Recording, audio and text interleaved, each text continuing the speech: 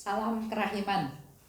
Hari ini 8 Desember. Kita juga akan baca dari 3 nomor. 1414, 1415, 1416.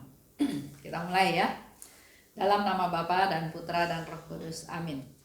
1414. Hari Raya Santa Perawan Maria dikandung tanpa noda. Sebelum komuni kudus, aku melihat Bunda Suci, indah tak terperikan. Sambil tersenyum manis, ia berkata kepadaku, "Putriku, atas perintah Allah, aku menjadi ibumu dengan cara yang khusus dan istimewa. Aku ingin agar engkau pun secara istimewa menjadi anakku." 1415. Aku ingin putriku yang sangat kukasihi, agar engkau mengamalkan 3 keutamaan yang kuanggap paling berharga dan paling menyenangkan Allah. Yang pertama adalah kerendahan hati, dan sekali lagi kerendahan hati. Keutamaan yang kedua adalah kemurnian. Keutamaan yang ketiga adalah kasih akan Allah. Sebagai putriku, engkau harus memancarkan ketiga keutamaan ini secara istimewa. Ketika percakapan berakhir, Maria mendekapkan aku ke hatinya lalu menghilang. 1416. Ketika semua indraku kembali berfungsi, hatiku menjadi luar biasa tertarik kepada ketiga keutamaan ini, dan aku mengamalkannya dengan setia. Keutamaan-keutamaan itu seolah-olah terukir di dalam hatiku. Hari ini merupakan hari yang penting bagiku. Sepanjang hari ini aku seolah-olah tinggal dalam kontemplasi yang tanpa henti. Pemikiran mengenai rahmat ini menarik aku lebih jauh ke dalam kontemplasi. Dan sepanjang seluruh hari, aku terus berada dalam doa syukur yang tak pernah berhenti, sebab setiap kali memikirkan rahmat ini, hatiku selalu kembali membenamkan diri dalam Allah. Hari Raya Santa Perawan Maria dikandung tanpa noda. Dikatakan oleh Suster Faustina, sebelum komuni, aku melihat Bunda Suci. Jadi sebutan Suster Faustina kepada Bunda Maria itu bermacam-macam. Dalam nomor ini dikatakan Bunda Suci. Sambil tersenyum manis, ia berkata ya. Jadi Bunda Maria sambil tersenyum manis berkata kepada Suster Faustina, "Putriku, atas perintah Allah, aku menjadi ibumu dengan cara yang khusus dan istimewa." Suatu konfirmasi dari Bunda Maria kepada Suster Faustina. Putriku, jadi dia memang sudah menyapa Suster Faustina sebagai anaknya atas perintah Allah. Jadi Allah memerintahkan pada Bunda Maria untuk menjadikan Suster Faustina itu anakku. Karena Bunda Maria menjadi ibunya Suster Faustina dengan cara yang khusus dan istimewa. Dan aku ingin, itu keinginan dari Bunda Maria, agar engkau pun secara istimewa jadi anakku. Jadi kita bukan hanya bilang ke Bunda Maria, "Bunda Maria, engkau ibuku," yang diberikan oleh Yesus waktu di atas salib kepada kita semua, tapi kita juga harus bisa bertindak sebagai anaknya Bunda Maria. Apakah kita menghormati dia, menyayangi dia, mengasihi dia? Apakah kita punya komunikasi yang bagus dengan dia sebagai ibu kita? Bagaimana relasi saya dengan ibu saya? Bagaimana hubungannya? Bagaimana komunikasinya? Ya, kita kalau ada susah mencari ibu. Seperti yang saya lakukan atau ceritakan atau sharingkan beberapa hari yang lalu ya. Kita biasanya kalau ada masalah apa aja datangnya ke ibu. Karena ibu itu selalu membela anaknya, dia mau berkorban untuk anaknya. Sekarang Bunda Maria mempertegas, engkau anakku, tapi aku juga mau engkau menjadi, jadi aku, Bunda Maria katakan, aku jadi ibumu, tapi aku juga mau engkau menjadi anakku, secara istimewa jadi anakku.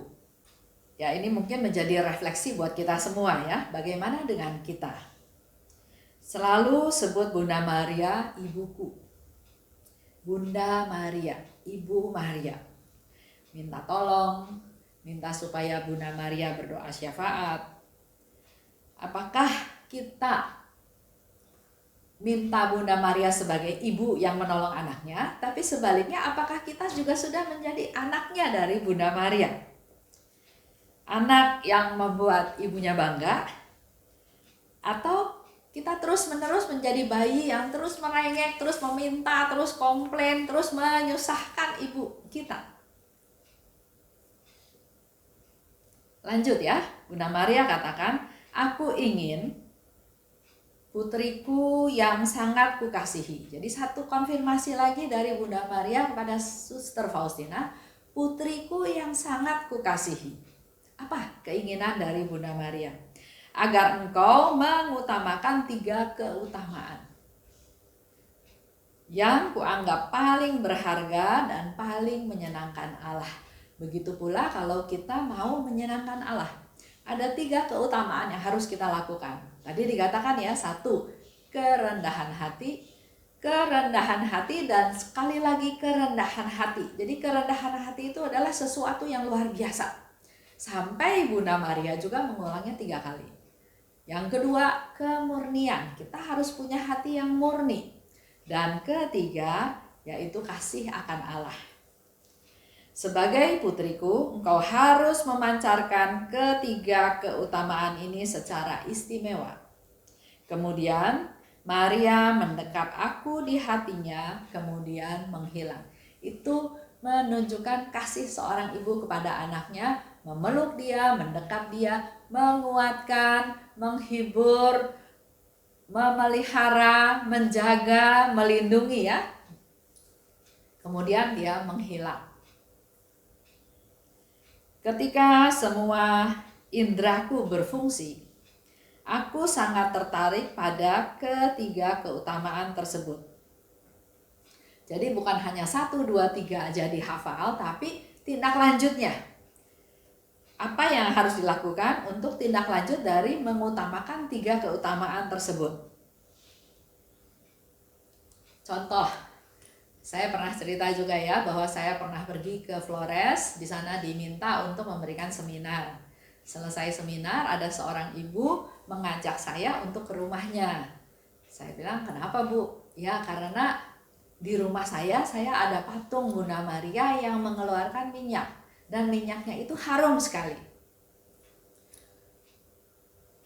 Saya memang waktu itu juga nggak mungkin ke rumahnya. Tapi memang saya nggak terlalu suka juga dengan hal-hal yang spektakuler seperti itu ya. Jadi saya bilang pada ibu tersebut, bagus Bu. Karena nggak semua orang bisa mengalami hal tersebut. Yang ibu lakukan setelah mendapatkan patung Maria itu mengeluarkan minyak yang wangi, apa yang ibu lakukan? Apakah ada perubahan hidup? Dia kaget waktu saya tanya begitu. Dia bilang, ya biasa saja. Saya cuma mau kasih tahu bahwa saya mengalami satu mukjizat, mengalami satu rahmat. Saya juga nggak tahu dapat kata-kata dari mana. Cuma saya bilang, Bu, kalau ibu mengalami sesuatu hal yang luar biasa, pasti juga harusnya Tuhan berharap, atau Bunda Maria yang memberikan rahmat tersebut pasti berharap ada suatu perubahan dalam hidup ibu. Mungkin menjadi lebih baik, lebih suci, pasti ada tujuannya, karena nggak mungkin setiap kejadian itu nggak ada tujuannya, pasti ada tujuannya. Sama seperti penampakan Bunda Maria di Lourdes, penampakan Bunda Maria di Fatima.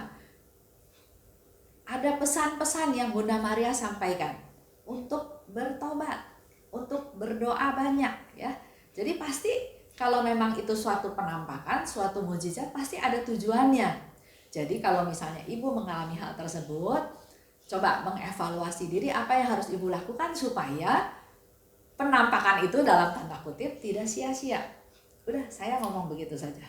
Ya, jadi artinya setelah kita tahu hal-hal yang memang perlu kita lakukan. Di sini dikatakan oleh Bunda Maria yang paling menyenangkan Allah adalah rendah hati, kemurnian, kasih akan Allah.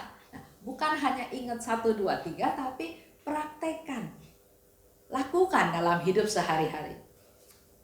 Ada yang menjawab atau memberi komentar kepada saya juga bahwa memang Bu, kita harus rendah hati, tapi susah. Ya memang nggak ada yang gampang, tapi susah itu bukan berarti nggak bisa. Susah tetap bisa dilakukan, tapi perlu effort, perlu niat, perlu tujuan, perlu fokus, perlu perjuangan. Baru kita bisa capai hal tersebut. Jadi kalau berdoa, Tuhan saya mau rendah hati, terus ketemu sama orang-orang yang membuat saya marah, terus saya doa lagi, Tuhan saya kan mau rendah hati, tapi kok Engkau izinkan saya ketemu orang yang menyebalkan, membuat saya marah. Itu bukan latihan merendah hati, itu malah menjadikan kita orang yang sombong, bukan lagi mau berubah. Jadi kalau kita mau rendah hati, kita minta rahmat rendah hati dari Tuhan, dan kalau Tuhan izinkan mengalami hal-hal tersebut, melalui peristiwa itulah kita diuji, kita perlu mempraktekkan apakah lulus atau gagal. Gagal, ya nggak apa-apa, besok coba lagi. Sama seperti sharing dari Suster Faustina beberapa hari lalu ya. Di dalam 1 bulan dia melakukan, ada yang berhasil sekian puluh, ada yang gagal 1, 2 kejadian. Nggak apa-apa, lakukan aja terus, nanti makin lama pasti akan menjadi makin baik. Yang penting jangan berdasarkan kekuatan sendiri. Yang penting kita harus berserah, kita harus mengandalkan Tuhan, kita datang pada Tuhan, minta kekuatan dari Tuhan. Lanjutnya, Suster Faustina katakan, aku mengamalkan 3 keutamaan tersebut dengan setia. Aku seolah tinggal dalam kontemplasi tanpa henti. Jadi memang menjadi fokus dia, 3 item itu menjadi fokus dia. Jangan pikir yang lain lagi. Dan sepanjang seluruh hari, aku terus berada dalam doa syukur yang tak pernah berhenti.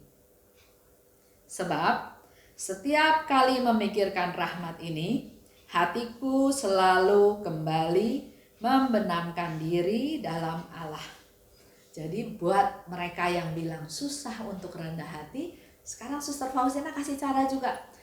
Benamkan diri dalam Allah. Jadi minta Allah yang menguasai kita, yang memeluk kita, yang ada, kita ini ada di dalam Allah.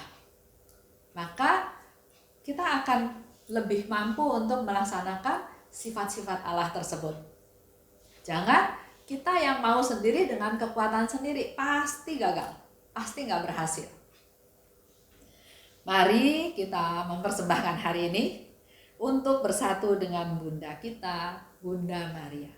Minta Bunda Maria memimpin, mendoakan kita, melindungi kita, menghibur kita, menguatkan kita untuk kita bisa melaksanakan keutamaan-keutamaan tersebut. Kita tutup ya dalam doa. Dalam nama Bapa dan Putra dan Roh Kudus. Amin. Allah Bapa yang Maha Baik, terima kasih atas Bunda Maria yang Kau berikan kepada kami. Sebagai ibu dari kami semua, dia juga memberitahukan apa yang harus kami lakukan untuk menyenangkan Kau. Mampukan kami Tuhan untuk melakukan 3 hal tersebut dalam hidup kami sehari-hari. Menjadi orang yang rendah hati, mempunyai hati yang murni, dan terlebih lagi kasih akan Allah. Sebagai manusia biasa dengan segala keterbatasan dan kedosaan kami pasti tidak bisa melakukannya. Tapi kami percaya Tuhan, asal kami punya niat, maka pertolongan-Mu tidak pernah terlambat. Kirimkanlah malaikat-malaikat-Mu untuk membimbing kami, dan juga terutama Bunda Maria dan Santa Faustina berdoa syafaat untuk kami semua, agar kami bisa melakukan apa yang Kau harapkan dari kami. Terima kasih Bunda, terima kasih Santa Faustina. Amin.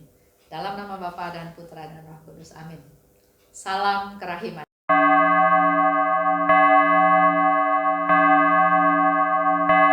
Hatiku